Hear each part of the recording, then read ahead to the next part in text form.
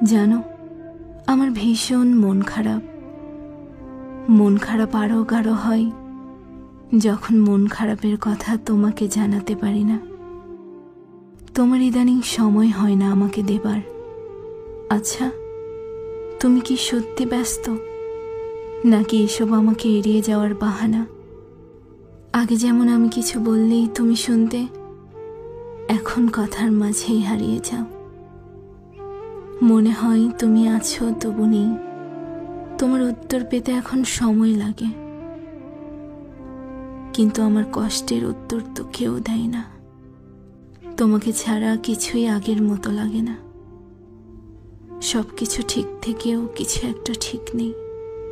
হয়তো আমি একটু বেশিই ভাবি, অথবা তুমি নিজে ভাবা বন্ধ করে দিয়েছ। আমি চুপ থেকে তোমাকে হারাতে চাই না, তবুও আমি বারবার চুপ থাকি। হয়তো এটাই ভালোবাসার পরিণতি, যেখানে একজন থাকে আরেকজন সরে যায়।